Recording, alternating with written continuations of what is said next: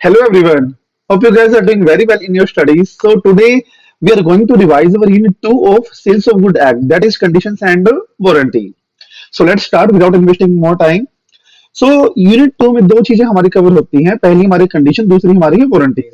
अब कंडीशन क्या होता है, वारंटीज क्या होती है, वन बाय हम समझते हैं। देखो, कंडीशन वो स्टिपुलेशंस होती हैं जिसके बेस पे हमारा कॉन्ट्रैक्ट बनता है।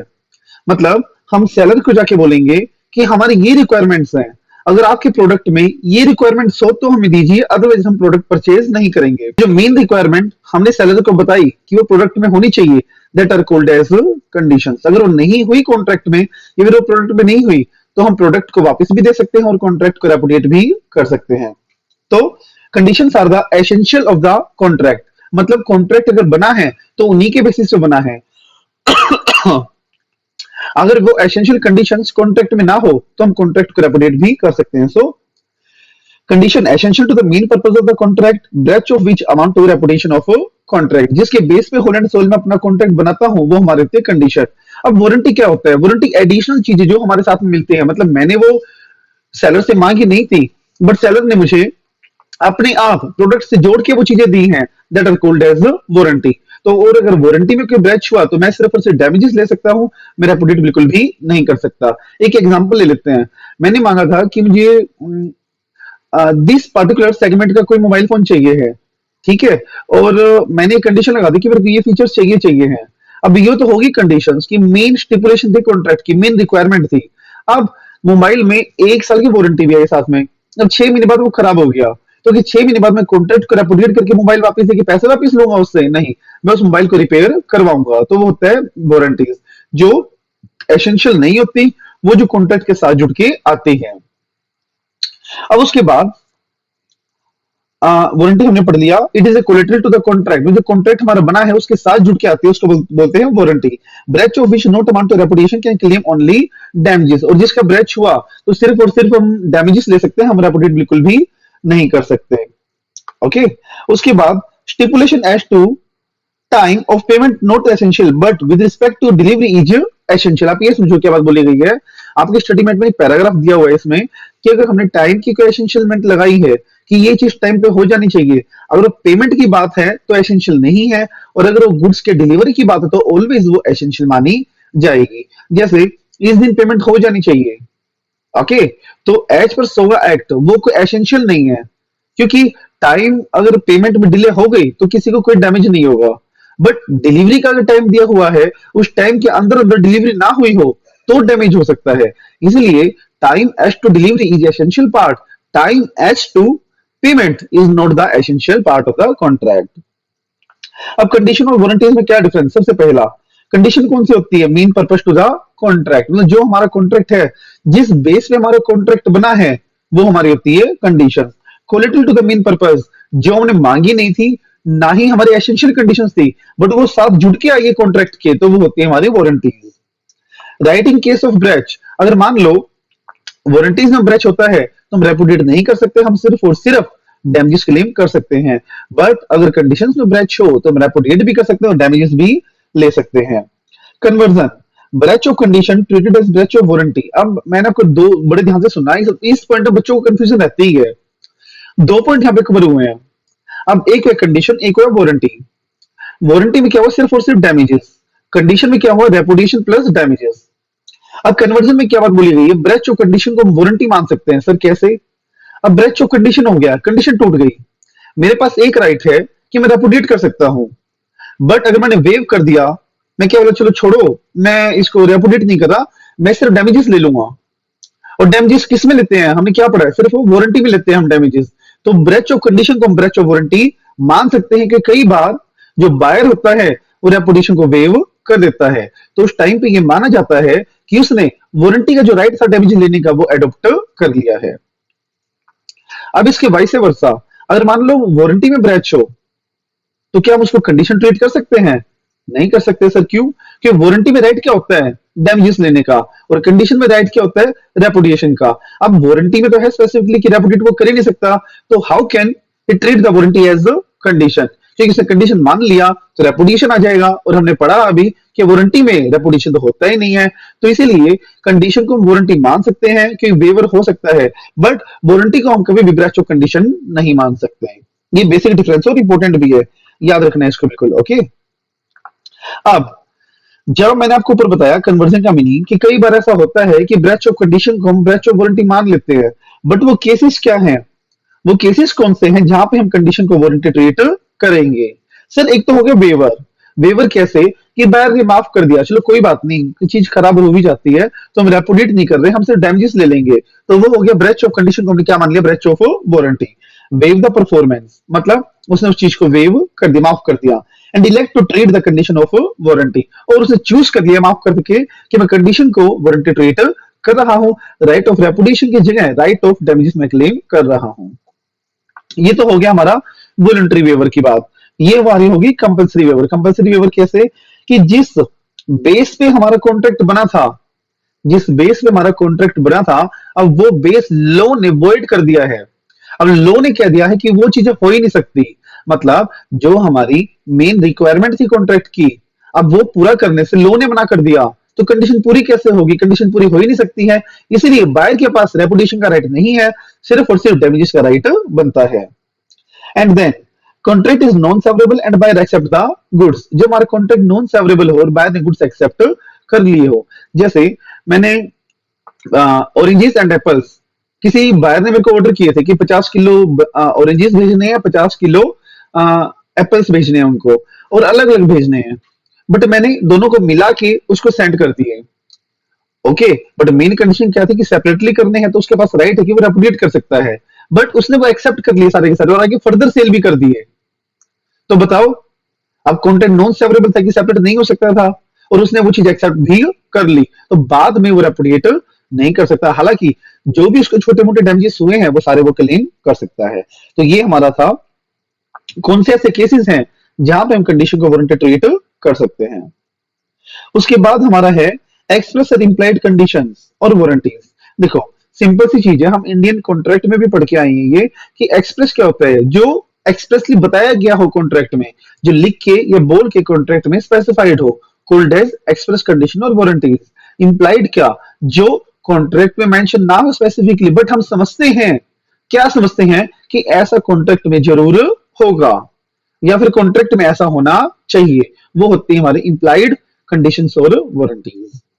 तो पहले हम पढ़ते हैं दैट इज इंप्लाइड कंडीशंस क्या होती हैं। देखो 4-5 तरह की होती हैं, पढ़ना जो इंपॉर्टेंट है सबसे, कंडीशन एज टू टाइटल, मतलब जिस सेलर से मैं गुड्स बाय कर रहा हूं, मैं ये एज्यूम करूंगा कि उसके पास वैलिड ओनरशिप है। टाइटल मतलब यहां पे ownership.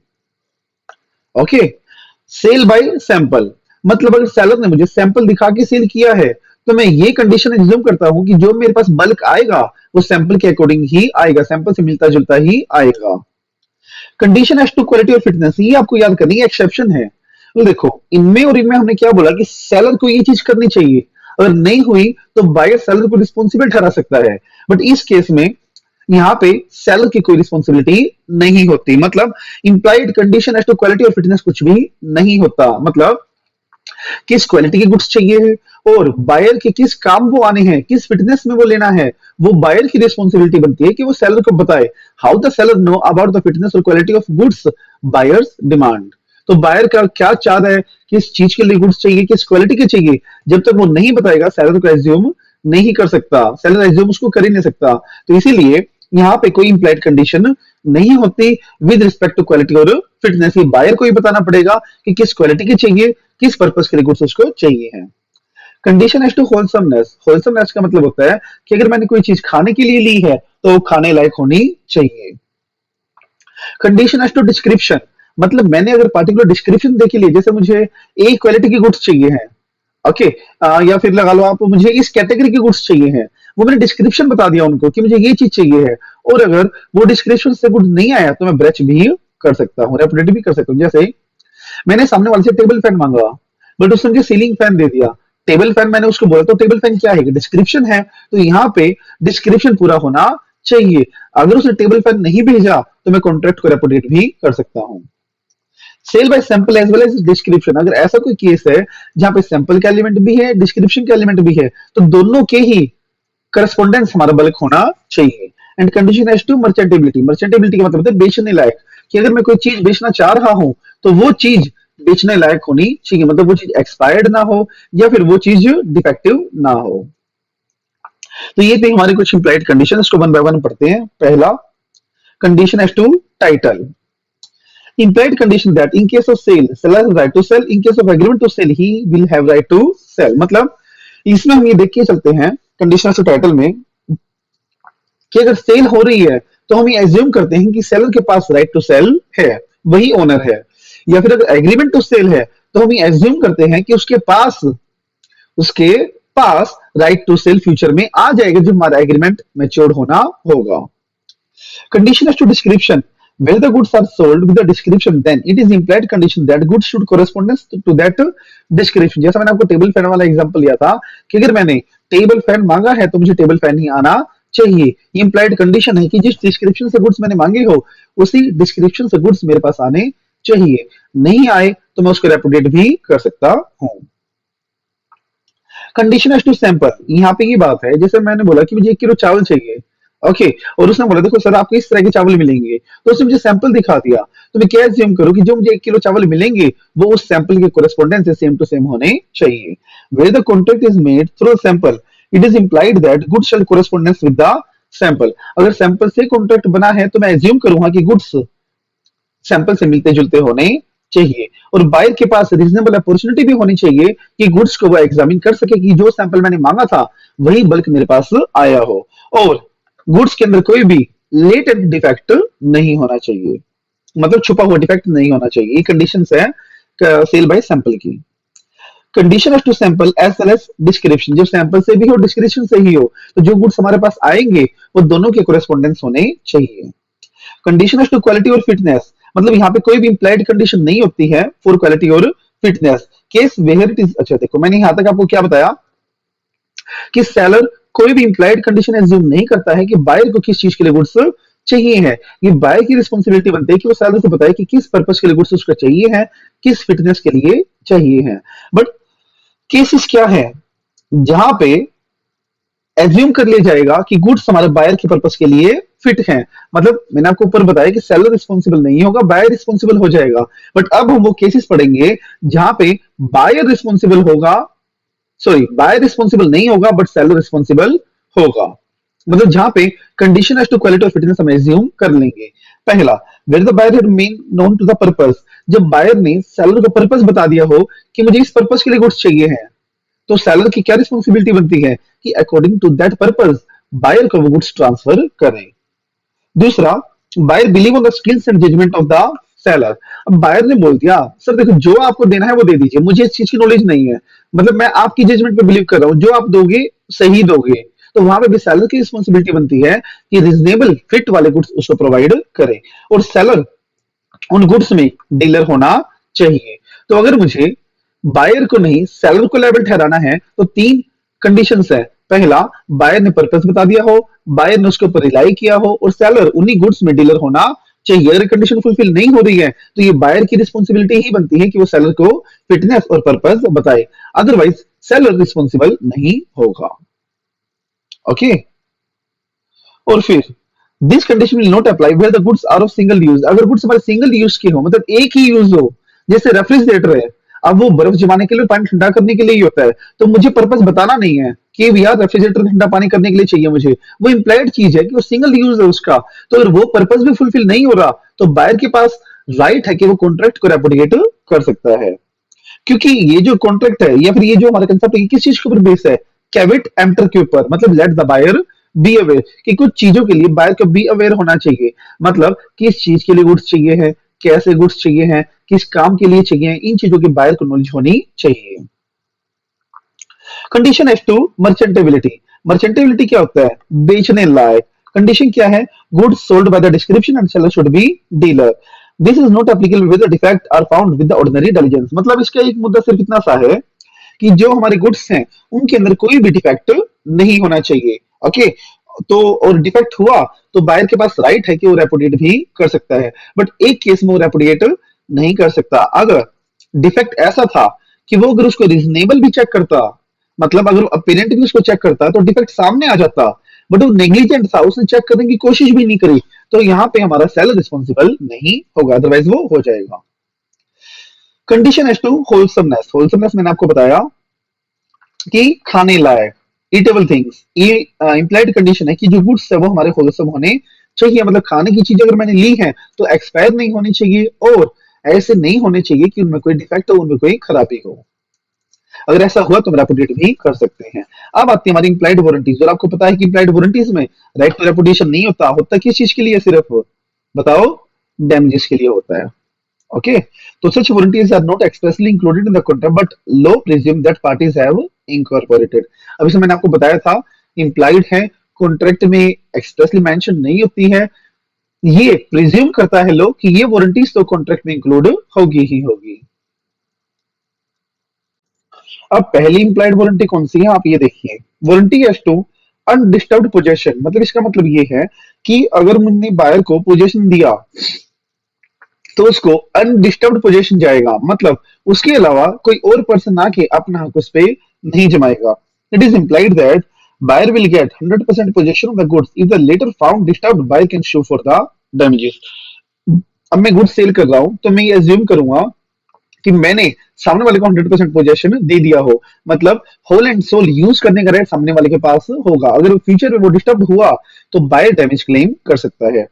Warranty has to non existence of encumbrances, encumbrances क्या होता है, चार्जेस, और चार्जेस क्या होता है, सिक्योरिटीज, मतलब मैंने लोन दिया और बदले में सिक्योरिटी ले ली, उसको बोलते हैं एकम्ब्रेंसेस। अब छोड़ो सारी चीजों को, दोबारा समझते हैं इसको। अब अगर मैंने कोई प्रॉपर्टी सेल करी है और सामने वाले ने परचेज की है, तो ये इंप्लाइड वारंटी देता हूं मैं, मतलब ये उसको एश्योरेंस देता हूं मैं कि जो मैंने चीज आपको दी है उसके ऊपर कोई भी सिक्योरिटी मैंने क्रिएट नहीं कर रखी है, मतलब मैंने वो कहीं और गिरवी नहीं कर रखी है। Good should be free from any charge और एनी लोन और any security. Warranties to quality of fitness by usage of trade, एक बात समझो, हमने इंप्लाइड कंडीशन अभी पढ़ी, इंप्लाइड कंडीशन में हमने क्या पढ़ा कि ऐसी कोई भी इंप्लाइड वारंटीज, सॉरी, ऐसी कोई भी इंप्लाइड कंडीशन नहीं होती है फॉर क्वालिटी और फिटनेस, ओके, क्योंकि वो बायर को बताना चाहिए, बट एक रीजनेबल फिटनेस होनी चाहिए, मतलब ये वारंटी होती है, चाहे बायर ने पर्पस ना बताया हो फिर भी सेलर की रिस्पॉन्सिबिलिटी बनती है कि ऐसे गुड्स दे जो रीजनेबली उसके काम आए। जैसे अब मैंने शूज परचेज किए फॉर द रनिंग पर्पस, ठीक है, पर्पस मैंने उसको नहीं बताया था सेलर को, उसने मुझे कोई भी नॉर्मल शूज दे दिए, अब जैसे ही मैं पहनने लगा उनको उसकी सोल फट गई। ओके, अब ये चीज बताओ, चलो रनिंग के लिए वो सुटेबल नहीं थे, बट ऐसा थोड़ी ना होना चाहिए कि सुबह शूज लिए और शाम को फट गए, वो एटलीस्ट रीजनेबल टाइम तक तो वो चलने चाहिए, तो वो होती है हमारी वारंटी, कि कोई गुड्स अगर बायर ने लिए हैं तो रीजनेबली वो उसके काम आने चाहिए, नहीं आ रहे मतलब या फिर डिफेक्ट है तो वो उसे डैमेजेस क्लेम कर सकता है। उसके बाद disclosure of dangerous nature of goods, ये एक सेलर की रिस्पॉन्सिबिलिटी बनती है कि अगर हमारे गुड्स में कोई भी डेंजरस नेचर है तो वो डिस्क्लोज करे, डिस्क्लोज नहीं किया और बायर को उससे कुछ डैमेज हो गया तो वहां पे सेलर रिस्पॉन्सिबल माना जाएगा और बायर डैमेजेस क्लेम कर सकता है। अब आता है caveat empirical rule, last topic of this unit, that is let the buyer be aware. बड़े तसल्ली से सुनो आप लोग, क्या होता है इसका मतलब, इसका मतलब होता है कि बायर को भी अवेयर रहना चाहिए, मतलब बायर को भी पता होना चाहिए कि किस चीज के गुड्स चाहिए हैं उसको, कैसे गुड्स उसको चाहिए हैं, meaning buyer will be responsible for the bad selection, अगर कोई गलत चीज बायर ने सिलेक्ट करी है तो उसके लिए सेलर रिस्पॉन्सिबल नहीं होगा, उसके बैड सिलेक्शन के लिए खुद ही वो रिस्पॉन्सिबल होगा, क्योंकि ये sales of good act assume करके चलता है कि जब बायर मार्केट में चलता है तो उसको नॉलेज होती है कि वो क्या चीज लेने के लिए मार्केट में निकला है, और उसको नॉलेज नहीं है उस चीज की तो सेलर इसके लिए रिस्पॉन्सिबल नहीं है बस। But cases where seller will be responsible, अब देखो कैविट एम्पर क्या कहता है, बायर रिस्पॉन्सिबल होगा, बायर लाइबल होगा, सेलर लाइबल नहीं होगा, बट उसकी कुछ एक्सेप्शंस हैं जहां पे सेलर रिस्पॉन्सिबल माना जाएगा। पहला, ये तो बायर ने पर्पस बता दिया हो तो कौन लाइबल, बताओ, सेलर लाइबल। बायर ने सेलर्स के स्किल्स पे रिलाई किया हो तो भी सेलर लाइबल, और सेलर उसने डिस्क्रिप्शन में डील करता हो तो भी सेलर रिस्पॉन्सिबल माना जाएगा। अब उसके एक्सेप्शन क्या है, मतलब let the buyer be aware, ये हमने पढ़ा कि बायर रिस्पॉन्सिबल माना जाएगा और सेलर नहीं माना जाएगा, बट इसके एक्सेप्शन क्या है जहां पे सेलर रिस्पॉन्सिबल माना जाएगा। पहला, फिटनेस एज टू क्वालिटी और यूज, जब बायर ने बता दिया हो कि इस पर्पस के लिए चाहिए है, कि या स्किल्स उस पे रिलाई कर लिया हो और सेलर उसमें डील करता हो, तो सेलर लाइबल माना जाएगा। या फिर गुड्स पेटेंट या ब्रांड नेम से परचेज किए हो तो भी सेलर लाइबल माना जाएगा। Goods sold bye description, description बता दिया था बायर ने और फिर भी उसे गलत डिस्क्रिप्शन दिया तो सेलर लाइबल माना जाएगा। मर्चेंटेबल क्वालिटी के गुड्स नहीं भेजे, मतलब उनमें कुछ हिडन डिफेक्ट था, छुपा हुआ डिफेक्ट था कि बायर को जानबूझ के भी वो पता ना लगा सके अगर ढूंढना भी चाहे तो वहां पे सेलर रिस्पॉन्सिबल माना जाएगा। सेल बाय सैंपल, बायर ने सैंपल देख लिया था या मैंने सैंपल दिखा दिया था फिर भी मैंने उसको गलत गुड्स भेजे, तो इसमें उसकी बेचारे की क्या गलती है, तो वो लाइबल नहीं, मैं लाइबल माना जाऊंगा। Sample as well description. और फिर seller actively conceal the defect, मतलब इसको बोलते हैं फ्रॉड। कि अगर मान लो सेलर ने जानबूझ के डिफेक्ट को कंसील छुपाने की कोशिश करी है तो ये बायर क्या डिफॉल्ट नहीं माना जाएगा, सेलर का डिफॉल्ट माना जाएगा। तो ये थी अपनी unit number 2, that is condition और वारंटीज। ओके, इसमें अगर आपको कोई डाउट हो तो feel free to reach out to me without any hesitation. Okay, bye, see you in the next session.